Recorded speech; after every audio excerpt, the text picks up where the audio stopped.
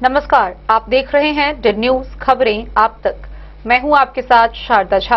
आप तमाम दर्शकों का स्वागत है। बुलेटिन की शुरुआत से पहले नजर डालते हैं आज की हेडलाइंस पर।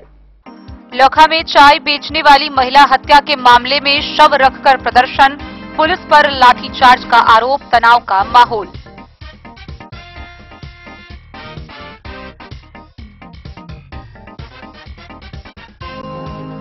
खजौली के सुक्की के कचहरी पंच को अज्ञात अपराधी ने मारी गोली।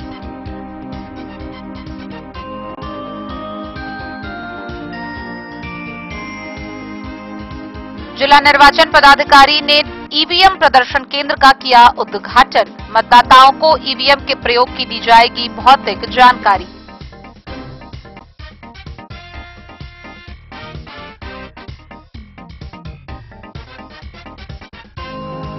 बिस्फी के भोजपंडौल गांव के मनोज झा के विरुद्ध बिजली विभाग ने दर्ज कराई प्राथमिकी, बिजली चोरी का आरोप।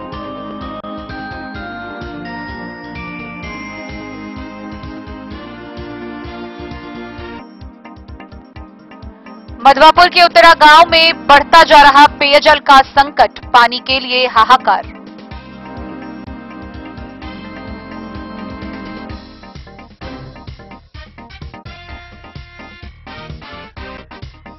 बेनीपट्टी में पुपरी नई रेल लाइन सर्वेक्षण कार्य शुरू कराने को लेकर 1 दिवसीय सांकेतिक धरना का आयोजन।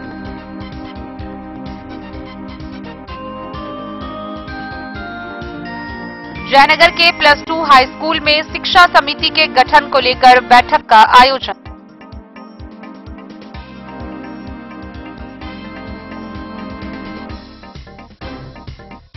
केंद्रीय सामाजिक न्याय एवं अधिकारिता मंत्री डॉक्टर रामदास अठवले पहुंचे मधुबनी, किसानों के लिए 5 नई बहुराज्यीय सहकारी समितियों की घोषणा।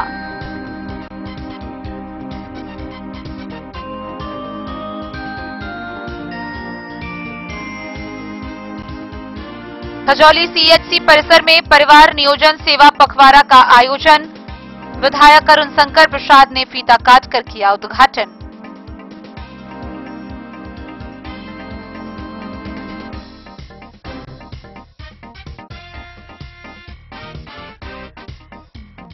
और लदनिया में महता पंचायत के पूर्व मुखिया सूर्यनाथ चौधरी के आकस्मिक निधन पर लोगों में शोक की लहर।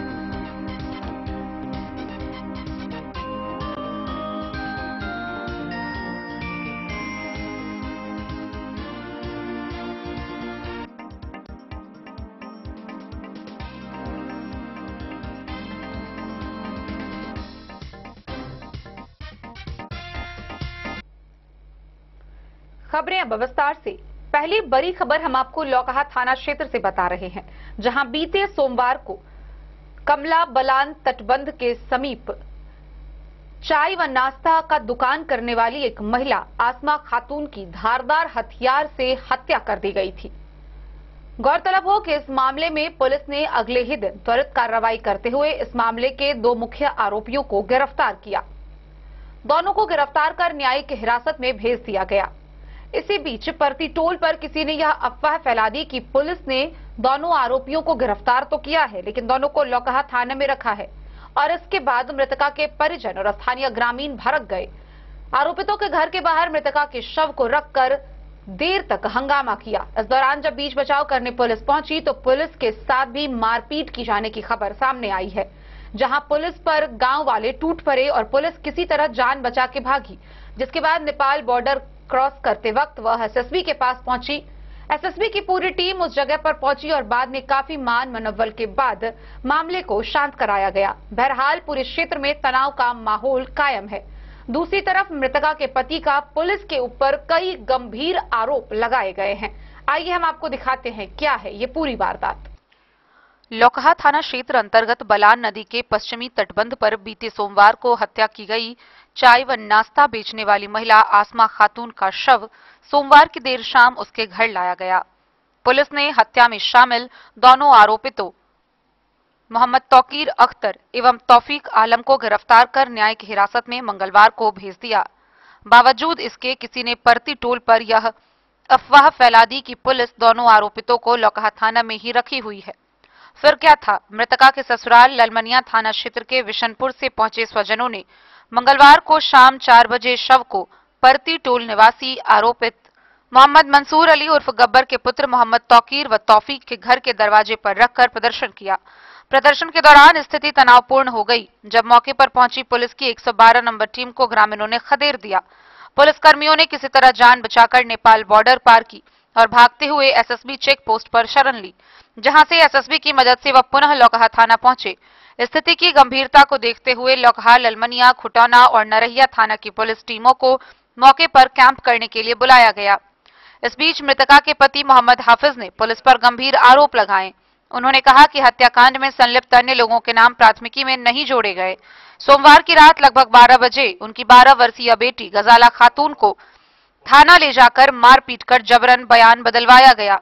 उन्होंने यह भी आरोप लगाया कि शव हटाने आई पुलिस ने प्रदर्शन कर रहे लोगों पर लाठीचार्ज कर दिया, जिससे भीड़ उग्र हो गई। हफीज ने पुलिस पर आरोप लगाया कि पब्लिक रिलेशन और समन्वय की बात करने वाली पुलिस वास्तव में केस को रफा दफा करने के लिए आरोपियों से पैसे ले रही है। काफी मान मनव्वल के बाद मंगलवार की रात करीब 8:30 बजे मृतका का शव सुपुर्दे खाक किया गया। देर शाम तक पुलिस कैंप करती रही। वहीं घटना को लेकर क्षेत्र में तनाव का माहौल व्याप्त है और ग्रामीणों में पुलिस के रवैये को लेकर गहरी नाराजगी व भय का माहौल है।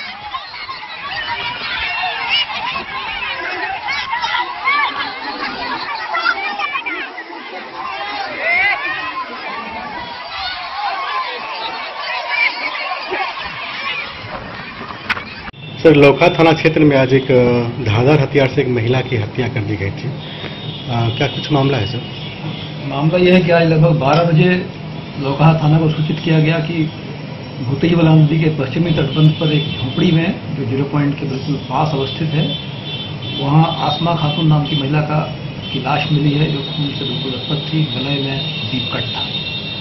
तत्कालीन पुलिस की टीम वहां पहुंचती है और एफएसएल की टीम को बुलाया जाता है। अनुसंधान करते हुए, आसपास के लोगों से पूछताछ करते हुए, पूर्व के कारणों को पता करते हुए घटनाक्रम के लगभग 1-1.5 घंटे के भीतर ही जो मुख्य आरोपी हैं, 2 तौकीर और तौसीफ, जो लौकहा थाना के परती जिला वार्ड नंबर 5 के रहने वाले हैं, उनकी गिरफ्तारी सुनिश्चित की जाती है। उनके गले पर, एक के गले पर कट का निशान है जो संभवतः चाकू का लगा हुआ प्रतीत होता है। हाथ पे भी निशान है, कुछ स्क्रैचेस भी हैं। बॉडी पर जो कपड़े उन्होंने पहने हुए थे उस पर कुछ ब्लड स्टेन्स भी थे। सब कुछ को देखते हुए परिस्थिति जन्य जो एविडेंसेस है उसको देखते हुए उनकी अरेस्टिंग की गई है। पूछताछ की जा रही है। उन दोनों को मेडिकल के लिए भेजा गया है, डेड बॉडी को पोस्टमार्टम के लिए भेजा गया है। विधि व्यवस्था की स्थिति सामान्य है। लोगों में एक तरह से कहा जाए तो सेटिस्फैक्शन है कि जो हुआ उसके बाद पुलिस की त्वरित कार्रवाई की वजह से तत्काल ही आरोपियों को पकड़ा गया है। तो सर, ये उन्होंने कबूल कर लिया जो भी आरोपित है? अब इनसे पूछताछ की जा रही है। कुछ मोटिव भी सामने आया है। प्रेम प्रसंग का मामला लग रहा है। 2 भाई हैं, उनमें से छोटे भाई का, जैसा बड़े भाई के द्वारा बताया जा रहा है कि उस महिला के साथ कुछ संबंध थे, जिसको लेकर उसे मना किया जाता रहा था और इस महिला को भी मना किया जाता रहा था। इसी प्रतिकार में ये सब हुआ है, जैसा प्रतीत हो रहा है। और पूछताछ की जा रही है। मोबाइल की डिटेल्स वगैरह निकाली जा रही है। सर, घटनास्थल से क्या क्या बरामद हुआ है पुलिस को? घटनास्थल से जो सैंपल्स हैं ब्लड के वो बरामद हुए हैं। जो हथियार है उसकी तलाश की जा रही है। कपड़े उनके बरामद हुए हैं। मोबाइल लिया गया है।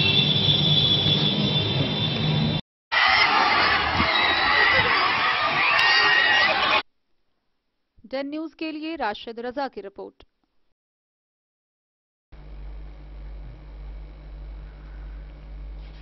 मधुबनी जिला भर में जैसे जैसे दिन बढ़ते जा रहे हैं, अपराध का ग्राफ बढ़ता जा रहा है। आए दिन गोलीबारी और लूटकांड की खबर मानो आम होती जा रही है। ताजा मामला खजौली प्रखंड के सुक्की पंचायत का है, जहां सुक्की पंचायत के वार्ड 1 के कचहरी पंच इंद्र कुमार गोयत को दिन दहाड़े अज्ञात अपराधियों ने गोली मार दी। इस मामले में वह गंभीर रूप से घायल हुए, जिन्हें प्राथमिक उपचार के बाद मधुबनी रेफर किया गया। मामले को लेकर पुलिस कार्रवाई कर रही है। बहरहाल मामला जो भी हो, लेकिन हर दूसरे दिन इस प्रकार से गोलीबारी की खबर आम हो गई है और अपराधियों में पुलिस का भय बिल्कुल ही समाप्त हो चुका है। खजौली में आए दिन गोलीबारी की घटना काफी बढ़ती जा रही है। बता दें कि बुधवार की देर शाम थाना क्षेत्र के सुक्की गांव स्थित जामुन चौक पर गोलीकांड हुआ, जिसमें सुक्की पंचायत के वार्ड 1 के कचहरी पंच व माला पुस्तक भंडार खजौली के संचालक इंद्र कुमार गोयत को अज्ञात अपराधी ने गोली मार दी। वह दुकान बंद कर अपने घर जा रहे थे। गोली उसके जबड़े में लगी, जो गाल को छेदते हुए बाहर निकल गया, जिसमें वह गंभीर रूप से जख्मी हो गया। स्थानीय लोगों की मदद से उसे उपचार के लिए सीएचसी खजौली लाया गया, जहां प्राथमिक उपचार कर उसे बेहतर इलाज के लिए मधुबनी रेफर कर दिया। इस संबंध में थाना अध्यक्ष प्रवीण कुमार सिंह ने बताया कि बुधवार देर शाम की घटना है। अज्ञात अपराधियों द्वारा गोली मारा गया है। मामले की जांच की जा रही है। दोषी पर कार्रवाई होगी। खजौली से सुधांशु ठाकुर की रिपोर्ट। मधुबनी के जिला निर्वाचन पदाधिकारी सह जिलाधिकारी आनंद शर्मा के द्वारा मधुबनी नगर भवन के समीप गिरधारी पब्लिक लाइब्रेरी में ईवीएम प्रदर्शन केंद्र का उद्घाटन किया गया। इस दौरान उन्होंने मौके पर संबोधित करते हुए कहा कि इस ईवीएम प्रदर्शन केंद्र से लोगों में ईवीएम को लेकर अवेयरनेस बढ़ेगी, ईवीएम के भौतिक और डिजिटल उपयोग की जानकारी बढ़ेगी। जिला निर्वाचन पदाधिकारी सह जिलाधिकारी आनंद शर्मा ने नगर भवन के समीप गिरधारी पब्लिक लाइब्रेरी परिसर में स्थित ईवीएम प्रदर्शन केंद्र का उद्घाटन किया। जिलाधिकारी ने ईवीएम बटन दबाकर प्रदर्शन केंद्र का शुभारंभ करते हुए कहा कि निर्वाचकों को यहां इसके प्रयोग की भौतिक और डिजिटल रूप में जानकारी दी जाएगी और मतदाता को जागरूक किया जाएगा। जिलाधिकारी ने स्वयं बैलेट यूनिट का बटन दबाकर मत डाला। उन्होंने इस दरमियान डमी चुनाव चिन्ह का वीवीपैट के प्रिंटेड पर्ची से मिलान भी किया। बताया कि भारत चुनाव आयोग संभावित विधानसभा चुनाव के मद्देनजर ईवीएम जागरूकता को लेकर विशेष मुहिम चला रहा है। इसका उद्देश्य जनता को ईवीएम के प्रयोग की जानकारी देना और वीवीपैट की पर्ची से अपना वोट जांचने और परखने के गुण को बताना है। इससे विश्वसनीयता मजबूत होगी, साथ ही पारदर्शिता भी रहेगी। निर्वाचन आयोग के निर्देश पर ईवीएम जागरूकता अभियान चुनाव की घोषणा होने तक चलाया जाएगा। प्रदर्शन केंद्र हर कार्य दिवस को पूर्वाह्न 10 बजे से अपराह्न 5 बजे तक खुला रहेगा। इस दौरान गाइडलाइंस का अक्षरशः अनुपालन किया जाना है। उन्होंने बताया कि वोटर ट्रेनिंग अवेयरनेस के लिए पृथक की गई मशीनों का ही प्रयोग होगा। इसके लिए पर्याप्त संख्या में बीयू, सीयू और वीवीपैट को चिन्हित कर पृथक किया गया है। उन मशीनों को आयोग के विशेष पोर्टल EMS 0.2 पर मार्क कर दिया गया है। इसकी सूची राजनीतिक दलों को भी उपलब्ध करा दी गई है। नामित मशीनों पर ट्रेनिंग अवेयरनेस का स्टिकर, डमी बैलेट पेपर और सिंबल लोड किए गए हैं। इन मशीनों का प्रयोग केवल प्रदर्शन, जागरूकता और प्रशिक्षण के लिए ही किया जाएगा। उन्होंने कहा कि केंद्र पर प्रतिनियुक्त कर्मियों को ईवीएम का हैंड्स ऑन कराने के साथ ही उसके हैंडलिंग, परिचालन और मूवमेंट में सावधानियां और गाइडलाइंस के अनुपालन की जानकारी दे दी गई है। केंद्र पर मॉक वोटिंग के दौरान पंजी पर आगंतुकों के हस्ताक्षर लिए जाएंगे। प्रत्येक दिन कुल डाले गए मतों की गिनती, फोटोग्राफ आदि का प्रतिवेदन संबंधित नोडल के माध्यम से जिला निर्वाचन पदाधिकारी के द्वारा आयोग को प्रेषित किया जाएगा। वीवीपैट की पर्ची को विनिष्ट कर दिया जाएगा। जिला कलेक्टर ने निर्वाचकों से आग्रह करते हुए कहा कि प्रदर्शन केंद्र पर आकर ईवीएम के क्रियाकलापों से रूबरू हो और यथोचित ज्ञानवर्धन के साथ क्षमतावर्धन करें। इस अवसर पर जिले के राजनीतिक दलों के प्रतिनिधि, मीडिया प्रतिनिधियों सहित अपर समाहर्ता मुकेश रंजन, डीडीसी सुमन प्रसाद साह, डीपीआरओ परिमल कुमार, उप निर्वाचन पदाधिकारी प्रशांत शेखर, नोडल पदाधिकारी ईवीएम हेमंत कुमार सहित कई अधिकारी उपस्थित थे। देखिए, हम लोगों का FLC ओके हो चुका है ईवीएम का। अब हम लोग इसको EDC कहते हैं, ईवीएम जो हमारा डिस्प्ले यूनिट है, जो कि हमारा प्रदर्शन केंद्र है ईवीएम का। इसके माध्यम से जिनके भी मन में कोई भी डाउट ईवीएम को लेके हो, ईवीएम कैसे काम करता है, इसकी प्रणाली क्या होती है, किस तरीके से वीवीपैट काम करता है, वो जब अपना वोट डालते हैं उसके बाद कितने सेकंड में वीवीपैट पे वीवीपैट स्लिप गिरती है और वो जो बटन दबा रहे हैं वही सेम जो है सिंबल की स्लिप गिर रही है। इन सभी कोई भी विषय के बारे में अगर कोई भी जानकारी लेनी है तो ये EDC के थ्रू हम लोग डिस्प्ले करते हैं, ताकि सभी पॉलिटिकल पार्टी भी, आम व्यक्ति भी इसके माध्यम से ईवीएम से संबंधित जानकारी प्राप्त कर सकती है। क्योंकि सूचना जितनी सही आपके हाथ में होगी उतना आपके मन में किसी भी तरीके का संशय नहीं होगा। और ईवीएम एक पूरे चुनावी प्रोसेस की बैकबोन होती है, इसलिए किसी भी तरीके का मन में कोई भी संशय ना हो, इसके लिए चुनाव आयोग के डायरेक्शन में और CO ऑफिस के डायरेक्शन में हम लोग लगातार इस तरीके के कार्य करते जाएंगे, ताकि लोगों तक ज़्यादा से ज़्यादा हर विषय की जागरूकता फैलाई जा सके ईवीएम के साथ साथ अन्य। मधुबनी से फिरोज आलम की रिपोर्ट। बिजली विभाग के द्वारा लगातार विभिन्न क्षेत्रों में छापेमारी अभियान चलाया जा रहा है। इसी क्रम में बिस्फी थाना क्षेत्र के भोज पंडौल गांव में मनोज झा के विरुद्ध बिस्फी थाना में बिजली विभाग के द्वारा प्राथमिकी दर्ज कराई गई है। गौरतलब हो कि उनके ऊपर अवैध रूप से बिजली उपयोग करने का आरोप है। बिजली विभाग के द्वारा चलाए जा रहे छापेमारी अभियान में बिस्फी थाना क्षेत्र के भोजपंडौल गांव के मनोज झा के विरुद्ध बिस्फी थाने में प्राथमिकी दर्ज की गई है। प्राथमिकी सिमरी कनिया विद्युत अभियंता रितेश कुमार के द्वारा लिखित आवेदन के आधार पर दर्ज की गई। दर्ज प्राथमिकी में कहा गया है कि उस व्यक्ति के द्वारा अवैध रूप से विद्युत का उपभोग चोरी छिपे की जा रही थी। अवैध रूप से विद्युत का उपभोग किए जाने वाले मनोज झा पर लगभग 41,000 रुपए का जुर्माना विभाग के द्वारा लगाया गया है। बिस्फी से सत्यनारायण यादव की रिपोर्ट।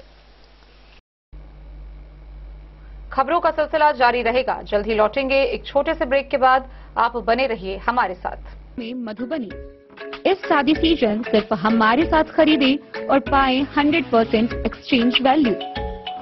आप सोने चांदी या हीरे के आभूषणों की तलाश में हैं तो हमारे ज्वेलरी शॉप में मिलेंगे आपको हर तरह के आभूषण बेहद किफायती दामों पर। हर अवसर के लिए आभूषण आपके बजट में। लाल बाबू प्रसाद एंड सन्स, संकट चौक, बैंक ऑफ इंडिया के बगल में, मधुबनी। नए और शानदार स्टॉक के साथ अब हर रिश्ते को करे और भी सुंदर। लाल बाबू प्रसाद एंड सन्स, संकट चौक, बैंक ऑफ इंडिया के बगल में, मधुबनी। हमारे सभी गोल्ड ज्वेलरी शॉप पर HUID है मौजूद।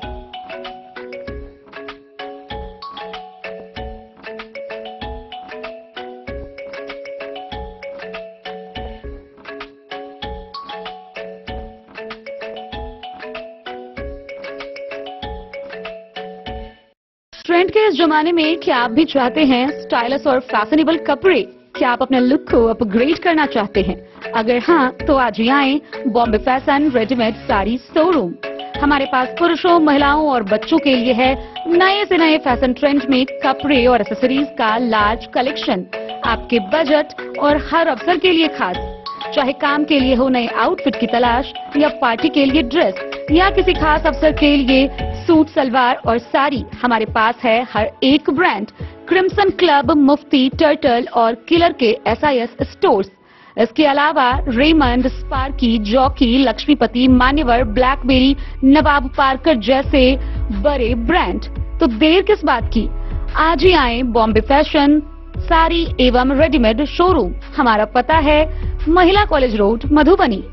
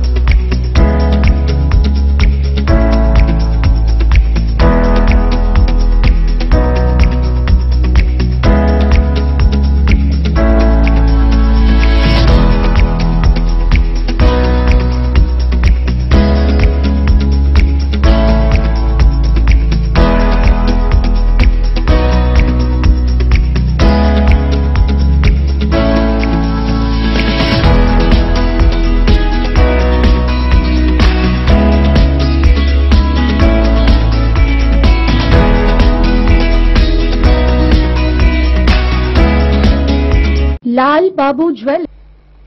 मधवापुर प्रखंड क्षेत्र में जल संकट गहराता जा रहा है। उतरा गांव में पानी पीने को लोग मजबूर हैं। चारों तरफ हाहाकार मची हुई है। पानी की बूंद बूंद के लिए लोग तरस रहे हैं। गौरतलब हो कि ऐसे में वार्ड सदस्य सरोज मंडल ने BDO को आवेदन सौंपा है और पानी मुहैया कराने की मांग। मधवापुर प्रखंड के उतरा गांव में पेयजल संकट गहराता जा रहा है।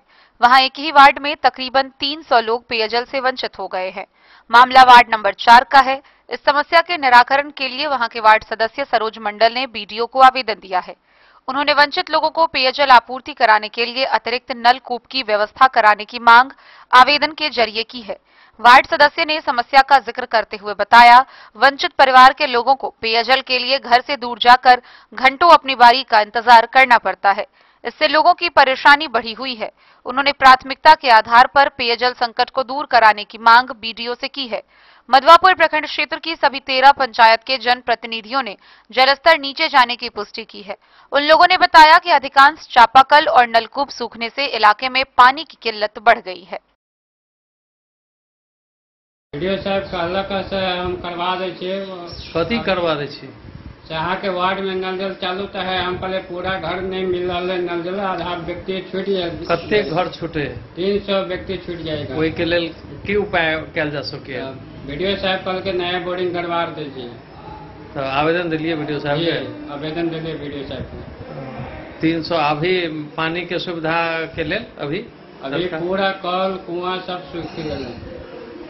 फिर दूर दराज से पानी लगे जनता। कहाँ से लगे? बुझो जहाँ बहुत दूर से कते दूर से?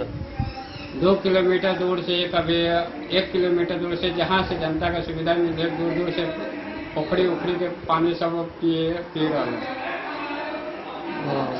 तो आवेदन में की दिलिए उपाय करो के लेल? बोरिंग नया बोरिंग कर आवेदन दिले से न हमरा में वार्ड में बोरिंग है, मगर वैसे पूरा जनता का लाभ नहीं मिल रहा है। से नया बोरिंग एक मुहैया करवाइए। कौन वार्ड में? 4 नंबर वार्ड में, उत्तरा पंचायत 4 नंबर वार्ड में।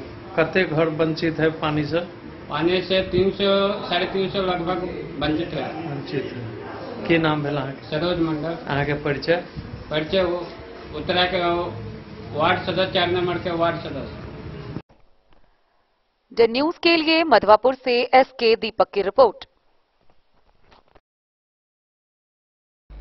बेनीपट्टी के अनुमंडल कार्यालय परिसर में सामाजिक कार्यकर्ता कमल कुमार झा के नेतृत्व में 4 सूत्री मांगों के समर्थन में 1 दिवसीय धरना प्रदर्शन किया गया। इस दौरान उन्होंने बेनीपट्टी पुपरी रेल लाइन सर्वेक्षण कार्य शुरू कराने समेत 4 सूत्री मांगे रखी। मधुबनी बेनीपट्टी पुपरी नई रेल लाइन सर्वेक्षण कार्य को शुरू कराने समेत 4 सूत्री मांगों को लेकर सामाजिक कार्यकर्ता कमल कुमार झा के नेतृत्व में गुरुवार को अनुमंडल कार्यालय परिसर में 1 दिवसीय धरना कार्यक्रम का आयोजन किया गया। धरना में शामिल लोगों ने एक स्वर में उस रेल लाइन सर्वेक्षण कार्य को प्रारंभ कराए जाने की मांग की। इस दौरान सामाजिक कार्यकर्ता सहित अन्य वक्ताओं ने कहा कि रेल लाइन के सर्वे कार्य की मंजूरी बीते वर्ष 2018 में ही मिलने के बावजूद भी अब तक धरातल पर सर्वे का कार्य शुरू नहीं किया जा सका है और जमीन अधिग्रहण कार्य की शुरुआत भी नहीं की जा सकी है। सर्वेक्षण कार्यों के लिए कोई बड़ी राशि का आवंटन भी नहीं किया जा सका है। वक्ताओं ने यह भी कहा कि वर्ष 1974 में सर्वेक्षण के लिए पूर्व रेल मंत्री स्वर्गीय ललित नारायण मिश्र के द्वारा सर्वेक्षण की घोषणा की गई थी और बाद में पूर्व रेल मंत्री स्वर्गीय रामविलास पासवान के द्वारा प्रकाशित पुस्तिका में वर्ष 1997 से 98 के रेल बजट में नई रेल लाइन परियोजनाओं के सर्वेक्षण हेतु Janakpur road, Sitamarhi, Pupri, Benipatti, Madhubani rail line सर्वेक्षण की स्वीकृति प्रदान की गई थी। इसके बावजूद सर्वेक्षण कार्य को प्रारंभ नहीं किया जा सका। सामाजिक कार्यकर्ता सहरेल मांग आंदोलन के संरक्षक के द्वारा विगत वर्ष 2026 से ही विभिन्न सरकारों व उनके मंत्रियों और सांसदों, विधायकों व विधान पार्षदों को नई रेल लाइन के सर्वेक्षण की मांग से संबंधित मांग पत्र सौंपकर कार्यारंभ कराने का आग्रह किया जा रहा है। इसके अलावा इस उद्देश्य से दरभंगा, मधुबनी और सीतामढ़ी की साइकिल यात्रा भी की जा चुकी है और हस्ताक्षर अभियान भी चलाया जा चुका है। इस सब के बावजूद कोई पहल नहीं होने से ऐसा प्रतीत होता है कि यह सर्वेक्षण कार्य की योजना कागजों तक ही सिमट कर रह गई है। लिहाजा बाध्य होकर 1 दिवसीय सांकेतिक धरना कार्यक्रम का आयोजन करना पड़ा है और जब तक बेनीपट्टी अनुमंडल मुख्यालय को रेल लाइन से जोड़ा नहीं जाता है तब तक अनिश्चितकालीन आमरण अनशन, प्रदर्शन, चक्का जाम, घेराव, भूख हड़ताल व धरना के माध्यम से चरणबद्ध आंदोलन जारी रहेगा। धरनार्थियों की मांगों में मधुबनी बेनीपट्टी पुपरी नई रेल लाइन का सर्वेक्षण करने, सर्वेक्षणोपरांत भूमि अधिग्रहण व बड़ी राशि का आवंटन करने के साथ निर्माण की प्रक्रिया शुरू कराने, धरातलीय सर्वेक्षण कार्यारंभ कराने, आगामी वर्ष 2030 तक रेल लाइन की पटरी बिछाने और उस नई रेल लाइन को दरभंगा से मेट्रो रेल लाइन से जोड़े जाने की मांग भी शामिल है। बेनीपट्टी से विनोद कुमार की रिपोर्ट। जयनगर के +2 हाई स्कूल में पदेन अध्यक्ष वार्ड पार्षद जरीना खातून की अध्यक्षता में शिक्षा समिति की गठन को लेकर बैठक का आयोजन किया गया। इस मौके पर सर्वसम्मति से सचिव पद के लिए विभामंडल को मनोनीत किया गया। जयनगर के +2 हाई स्कूल में स्कूल के पदेन अध्यक्ष वार्ड पार्षद जरीना खातून की अध्यक्षता में शिक्षा समिति के गठन को लेकर बैठक का आयोजन किया गया। बैठक के माध्यम से 13 सदस्यीय समिति का गठन किया गया। स्कूल के प्रधानाध्यापक सुनील कुमार ने बताया कि सचिव पद के लिए विभा मंडल को मनोनीत किया गया। शिक्षा समिति के गठन में अनुसूचित जाति, पिछड़ा वर्ग, अति पिछड़ा वर्ग, सामान्य जाति के अभिभावकों के साथ स्कूल के वरीय शिक्षक के नामों को चयनित किया गया। डे न्यूज के लिए जयनगर से मोहम्मद अली की रिपोर्ट। केंद्रीय सामाजिक न्याय एवं अधिकारिता मंत्री रामदास अथवाले मधुबनी जिला के मिथिलाहाट पहुंचे। इस दौरान उन्होंने वहां से किसानों के लिए 5 नई बहुराज्यीय सहकारी समितियों की घोषणा की। आइए हम आपको दिखाते हैं ये पूरी खबर विस्तार से। झंझारपुर स्थित प्रसिद्ध पर्यटन स्थल मिथिलाहाट से केंद्रीय सामाजिक न्याय एवं अधिकारिता मंत्री डॉक्टर रामदास आठवले ने बिहार के किसानों के लिए 5 नई बहुराज्यीय बहुउद्देशीय सहकारी समितियों की घोषणा की, जिसका उद्देश्य स्थानीय किसानों को वैश्विक बाजार उपलब्ध करते उत्पाद का उचित मूल्य प्रदान कर आत्मनिर्भर बनाना है। प्रधानमंत्री के 5 प्रण विकसित भारत का संकल्प, उपनिवेशवाद, मानसिकता से मुक्ति, विरासत पर गर्व, एकता और एकजुटता एवं नागरिकों के कर्तव्य बोध अंतर्गत वर्ल्ड कोऑपरेशन इकोनॉमिक फोरम के साथ मिलकर इसकी शुरुआत की गई है। केंद्रीय मंत्री डॉक्टर रामदास आठवले ने वर्ल्ड इकोनॉमिक फोरम के कार्यकारी अध्यक्ष एवं किसान नेता विनोद आनंद और वर्ल्ड कोऑपरेशन इकोनॉमिक फोरम के चेयरमैन सह वरिष्ठ सामाजिक उद्यमी मनीष शंघानी संग बैठक कर इन 5 नई बहुराज्यीय सहकारी समितियों की औपचारिक घोषणा के बाद पत्रकारों संग बातचीत करते हुए कहा कि यह सिर्फ एक प्रेस कॉन्फ्रेंस नहीं बल्कि गांवों की आत्मनिर्भरता का घोषणा पत्र होगा, जिसमें जल सहकारिता, मक्का सहकारिता, मिथिला मखाना सहकारिता, उद्यानिकी सहकारिता और ग्रामीण ऊर्जा सहकारिता की ऐतिहासिक पहल शामिल है। कार्यक्रम को संबोधित करते हुए केंद्रीय मंत्री डॉक्टर रामदास आठवले ने किसान नेता और सामाजिक उद्यमी विनोद आनंद ने संयुक्त रूप से कहा कि यह मॉडल गांवों को विज्ञान, बाजार और सम्मान से जोड़कर एक नई ग्रामीण क्रांति का मार्ग प्रशस्त करेगा। केंद्रीय मंत्री ने बिहार में हो रहे मतदाता सूची पुनरीक्षण कार्य को लेकर विपक्ष के नेताओं द्वारा उठाए गए सवाल पर प्रतिक्रिया देते हुए कहा कि बिहार में अवैध रूप से रह रहे बांग्लादेशी सहित अन्य विदेशी नागरिकों की पहचान कर उनका नाम मतदाता सूची से बाहर करने के लिए यह निर्वाचन आयोग द्वारा उठाया गया कदम है। तेजस्वी यादव द्वारा मतदाता सूची पुनरीक्षण को वोटबंदी का नाम देने के सवाल पर कहा कि आगामी चुनाव में सभी राजनीतिक दलों को गरीब जनता का वोट चाहिए, किसी भारतीय नागरिक का नाम मतदाता सूची से नहीं हटेगा। विदेशियों की पहचान के लिए स्थानीय लोगों को अपना जन्म प्रमाण पत्र दिखाना है। वहीं महाराष्ट्र में भाषा विवाद को लेकर पूछे गए प्रश्न के जवाब में केंद्रीय मंत्री आठवले ने कहा कि सभी भाषाओं का सम्मान होना चाहिए। देश में सभी प्रकार की भाषा बोलने वाले लोगों को सुरक्षा प्रदान करना राज्य सरकार का दायित्व है। महाराष्ट्र में मनसे और शिवसेना उद्धव गुट के गुंडों द्वारा भाषा को लेकर जो गुंडागर्दी की गई वह काफी निंदनीय है। भाषावाद मुंबई में करना ठीक नहीं है। मुंबई भारत की आर्थिक राजधानी है और बाबा साहब अम्बेडकर जी ने जो संविधान दिया है, बाबा साहब अम्बेडकर जी ने जो संविधान दिया है तो संविधान के मुताबिक देश का किसी भी राज्य का आदमी, किसी भी गांव का आदमी कहीं भी जाकर धंधा पानी करना, रोजगार करना वो उनका अधिकार होता है। मुंबई आर्थिक राजधानी होने के कारण मुंबई में अनेक लोगों को रोजगार मिलता है। इसीलिए बहुत सारे लोग यूपी के, बिहार से, मध्य प्रदेश से, नॉर्थ इंडिया, साउथ इंडिया और अनेक राज्यों के लोग मुंबई में रहते हैं। तो भाषा का विवाद खाली यहाँ तक था कि राज्य सरकार ने निर्णय लिया था कि फर्स्ट से हिंदी भाषा कंपलसरी करने का निर्णय लिया था, लेकिन उसका विरोध अनेक नेताओं ने भी किया, जनता ने भी किया। इसलिए माननीय देवेंद्र फडणवीस जी की सरकार ने वो जो जीआर था, जो आदेश था, उसको रद्द किया है। लेकिन मुंबई में कुछ जो लोग हैं, जो महाराष्ट्र निर्माण सेना के जो लोग हैं, माननीय राज ठाकरे जी के लोग हैं, ये लोग वहां दादागिरी करने का प्रयत्न कर रहे हैं। कुछ लोगों को मराठी बोलो नहीं तो थप्पड़ मारेगी, इसी तरह का कुछ गलत काम कर रहे हैं, जिसका मेरे पार्टी ने कड़ा विरोध किया है। और माननीय देवेंद्र फडणवीस जी सरकार ने भी ऐलान किया है कि भाई इसी तरह की गुंडागर्दी करने वालों को सबक सिखाया जाएगा। मुझे लगता है कि मुंबई में रहने वाले जो नॉन मराठी लोग हैं, मुंबई में 40% से ज्यादा मराठी लोगों की संख्या है, 60% से ज्यादा लोग नॉन मराठी लोग हैं, लेकिन उसमें से 80% लोग मराठी बोलते हैं। कुछ लोगों को मराठी आती नहीं है, उनको मतलब उनके ऊपर हमला करना, उनको ऊपर मतलब गाली गलौज करना, उनको थप्पड़ मारना, ये बात अनकॉन्स्टिट्यूशनल है। ये संविधान के विरोध में ये भूमिका ले रहे हैं, इसलिए मेरे पार्टी ने इसका कड़ा विरोध किया है। और मुझे लगता है कि 2-3 इंसिडेंट ऐसे हुए, मतलब बहुत हर आदमी को कोई ऐसा मारा, ऐसा बिल्कुल नहीं है, लेकिन वो भी जो भी हुआ है वो भी नहीं होना चाहिए।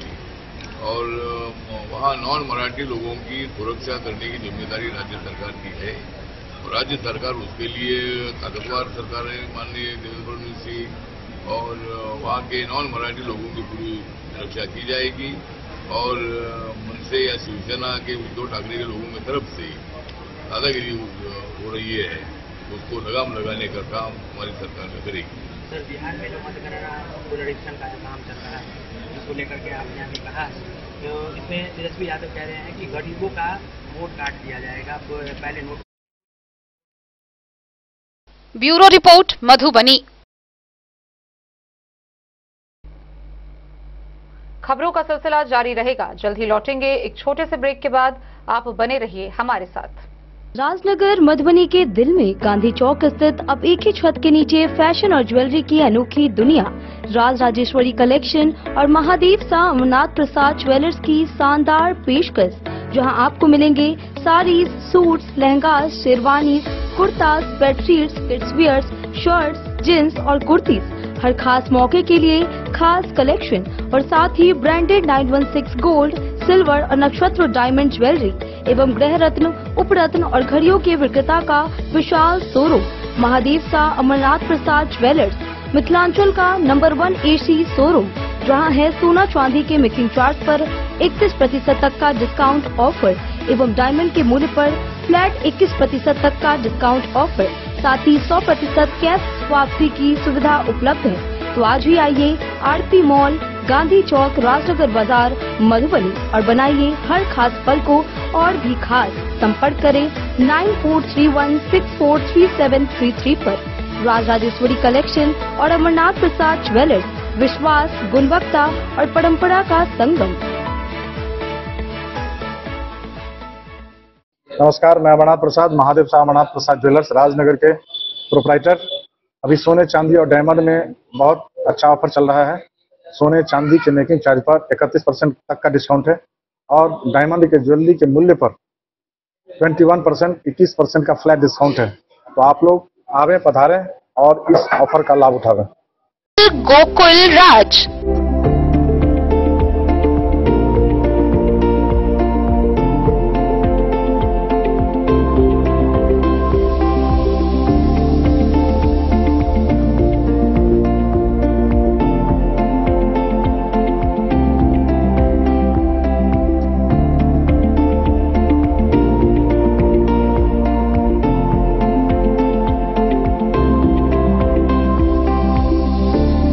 शहर के भीड़ भाड़ से दूर, शांति और सुकून से भरे वातावरण में मधुबनी शहर के लहरियागंज वार्ड नंबर 1 में पूरे मिथिलांचल क्षेत्र का सबसे भव्य होटल, होटल गोकुल राज।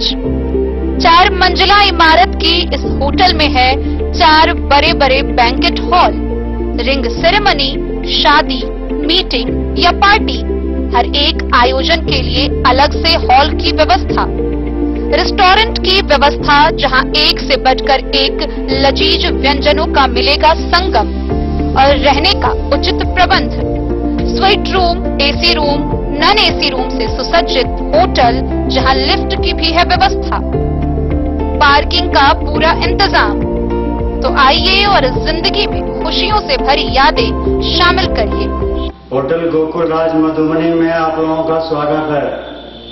होटल गोकुल राज, लहरियागंज वार्ड नंबर 1, मधुबनी। आनंद मिशन विद्यापीठ शिक्षा के क्षेत्र में एक नया आयाम अब छोटे बच्चों के लिए भी आधुनिक सुविधाओं के साथ उपलब्ध।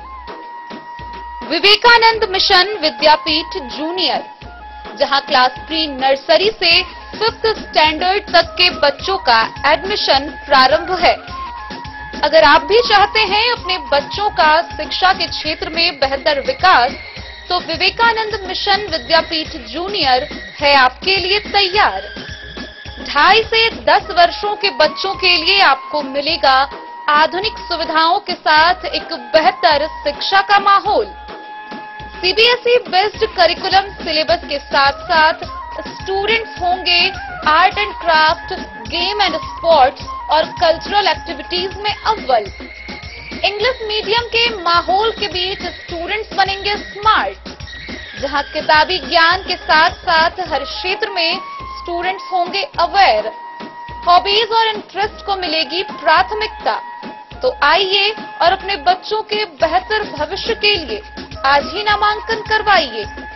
विवेकानंद मिशन विद्यापीठ जूनियर, हमारा पता है तिरहुत कॉलोनी, नगर परिषद। सामुदायिक विकास अभियान के अंतर्गत परिवार नियोजन सेवा पखवाड़ा का आयोजन किया जा रहा है। इसी कड़ी में खजौली के सीएचसी परिसर में परिवार नियोजन मेला लगाया गया। इसका उद्घाटन स्थानीय विधायक अरुण शंकर प्रसाद व प्रभारी चिकित्सा पदाधिकारी ने किया। सीएचसी के परिसर में सामुदायिक विकास अभियान के अंतर्गत परिवार नियोजन सेवा पखवाड़ा का आयोजन सीएचसी प्रभारी चिकित्सा प्रभारी डॉक्टर ज्योतिन्द्र नारायण के नेतृत्व में किया गया। इसका उद्घाटन मुख्य अतिथि खजौली विधानसभा क्षेत्र के विधायक अरुण शंकर प्रसाद, प्रभारी चिकित्सा पदाधिकारी डॉक्टर ज्योतिन्द्र नारायण, विधायक प्रतिनिधि शंभुनाथ ठाकुर, हेल्थ मैनेजर अर्चना भट्ट ने संयुक्त रूप से फीता काटकर किया। इस क्रम में सीएचसी प्रशासन की ओर से मुख्य अतिथि विधायक सहित अन्य अतिथियों को पाक दुपट्टा एवं फूल माला से सम्मानित किया। भाजपा विधायक अरुण शंकर प्रसाद ने कहा कि एनडीए की सरकार में सभी बुनियादी सुविधाओं के साथ स्वास्थ्य सुविधा भी दुरुस्त हुआ है। सरकार हॉस्पिटल सभी सुविधाओं से लैस है। भरपूर संख्या में दवा, एएनएम, जीएनएम सहित चिकित्सक उपलब्ध है। सरकारी हॉस्पिटल में मरीज के इलाज से लेकर एएनसी जांच, परिवार नियोजन सहित स्वास्थ्य से संबंधित सभी लाभ मुहैया कराया गया है। सीएचसी प्रभारी चिकित्सा पदाधिकारी डॉक्टर ज्योतिन्द्र नारायण ने कहा कि विकास अभियान के अंतर्गत परिवार नियोजन सेवा पखवाड़ा 11 से 31 जुलाई तक चलेगा। इस सेवा पखवाड़ा के दौरान सभी पंचायत में सेवा दल पहुंचकर परिवार नियोजन को लेकर महिलाओं को जागरूक करके सीएचसी में परिवार नियोजन के लिए उत्प्रेरित करने का निर्देश दिया। मौके पर जदयू नेता मौसम कुमार श्रीवास्तव, बीसीएम शंभू कुमार, लेखापाल Pallavi Kumari, BME Rajan Prasad Rajat, data operator Bablu Kumar, ANM Rani, Pinku, pharmacist Umendra, UNICEF के बीएमसी कालीचरण झा सहित सभी स्वास्थ्य कर्मी मौजूद थे। खजौली से सुधांशु ठाकुर की रिपोर्ट। लदनिया प्रखंड के महता पंचायत के पूर्व मुखिया सूर्यनाथ चौधरी का आकस्मिक निधन हो गया। वह 68 वर्ष के थे। उनके निधन से इलाके में शोक की लहर है। लदनिया प्रखंड के महता पंचायत के पूर्व मुखिया 68 वर्षीय सूर्यनाथ चौधरी उर्फ घूरन के आकस्मिक निधन पर स्थानीय लोगों में शोक संवेदना व्यक्त की गई। संवेदना व्यक्त करने वालों में मुखिया कविता कुमारी, बुद्धेश्वर यादव, दीप नारायण शाह, नारायण झा, जीवच चौधरी, वीरेंद्र कुमार झा, जय कुमार चौधरी, जितेंद्र कुमार, सुरेंद्र मंडल, जयपाल भगत, शंकर शाह एवं सुरेश राम शामिल हैं। डे न्यूज के लिए जयनगर से मोहम्मद अली की रिपोर्ट। निर्वाचक निबंधन पदाधिकारी सह बिस्फी विधानसभा के उपविकास आयुक्त की अध्यक्षता में मतदाता सूची विशेष गहन पुनरीक्षण कार्यक्रम को लेकर बिस्फी विधानसभा अंतर्गत सभी मान्यता प्राप्त राष्ट्रीय व राजकीय राजनीतिक दलों के प्रतिनिधियों के साथ निर्वाचक निबंधन पदाधिकारी ने बैठक की। इस बैठक के दौरान मतदाता सूची विशेष गहन पुनरीक्षण अभियान को लेकर विशेष वार्ता की गई। मतदाता सूची विशेष गहन पुनरीक्षण कार्य को लेकर प्रखंड के टीपीसी भवन में निर्वाचक निबंधन पदाधिकारी 35 बिस्फी विधानसभा सह उप विकास आयुक्त की अध्यक्षता में विभिन्न राजनीतिक दलों के साथ बैठक हुई। बैठक में प्रखंड क्षेत्र के सभी राष्ट्रीय एवं राज्य स्तरीय मान्यता प्राप्त राजनीतिक दलों के अध्यक्ष सचिव को आमंत्रित किए गए थे। बैठक को संबोधित करते हुए निर्वाचक निबंधन पदाधिकारी सह डीडीसी सुमन प्रसाद शाह ने कहा कि प्रखंड क्षेत्र में विशेष गहन पुनरीक्षण कार्य में लगे बीएलओ के द्वारा 81% गणना फॉर्म अपलोड किए जा चुके हैं। शेष का कार्य तेजी से करवाया जा रहा है। उन्होंने राजनीतिक दलों के कार्यकर्ताओं से अपील करते हुए कहा कि इस कार्य में सभी सहयोग करें, जिससे कि समय पर कार्य पूरी की जा सके एवं एक भी वैध मतदाता छूटे नहीं। बैठक में बीडीओ वसंत कुमार सिंह, एमओ धीरेन्द्र कुमार, राज्यसभा सांसद प्रतिनिधि विष्णुदेव सिंह यादव, जदयू प्रखंड अध्यक्ष श्रीकांत यादव, कांग्रेस के सुनील चौधरी, सीपीआई के महेश यादव, सीपीएम बिंदु यादव, भाजपा के चंद्रजीत यादव सहित कई अन्य लोग उपस्थित थे। बिस्फी से सत्यनारायण यादव की रिपोर्ट। मधेपुर थाना क्षेत्र में बकरी चोरी की घटना आम होती जा रही है। इसी बीच ग्रामीणों ने 3 बकरी चोर को एक साथ पकड़ लिया, जिसे पहले खदेड़ कर पकड़ा गया और फिर पुलिस के हवाले कर दिया गया। आइए हम आपको बताते हैं क्या है ये पूरी। 3 बकरी चोर को ग्रामीणों ने धर दबोचा और तीनों चोर को चोरी की बकरी समेत पुलिस के हवाले कर दिया। मधेपुर थानाध्यक्ष ने बकरी मालिक के लिखित आवेदन के आधार पर तीनों के विरुद्ध प्राथमिकी दर्ज करते हुए न्यायिक हिरासत में जेल भेज दिया है। तीनों की पहचान खजूरी गांव निवासी भोला शाह का पुत्र मोहम्मद साबिर शाह, दूसरा सुनील शर्मा के पुत्र अजय कुमार शर्मा एवं तीसरा मधेपुर थाना क्षेत्र के पिपड़ा गांव निवासी अली हसन के पुत्र मोहम्मद शमशाद के रूप में हुई है। तीनों पर बकरी चोरी कर मोटरसाइकिल से लेकर भागने का आरोप है, जिसको ग्रामीणों द्वारा भीट भगवानपुर में खदेड़ कर पकड़ा गया। इस मामले में बादी दलदल गांव निवासी मकसूदन चौपाल के पुत्र राम प्रसाद चौपाल ने अपने आवेदन में लिखा है कि यह तीनों दलदल बधार से मोटरसाइकिल पर लादकर बकरी लेकर भाग रहे थे। तभी ग्रामीणों की नजर पड़ी और यहां से लोग पीछा किए, जिसे भीट भगवानपुर में जाकर पकड़ लिए और थाना में सूचना देकर तीनों के खिलाफ प्राथमिकी दर्ज कराई। मधेपुर थानाध्यक्ष गहन जांच में जुट गए हैं। बोले द न्यूज के लिए मधेपुर से अबू सलेम की रिपोर्ट। तो आज की इस बुलेटिन में फिलहाल इतना ही। कल फिर हाजिर होंगे नई खबरों के साथ। तब तक दीजिए पूरी टीम को इजाजत और मधुबनी की हर छोटी बड़ी खबरों के लिए देखते रहिए डेड न्यूज, खबरें आप तक। नमस्कार।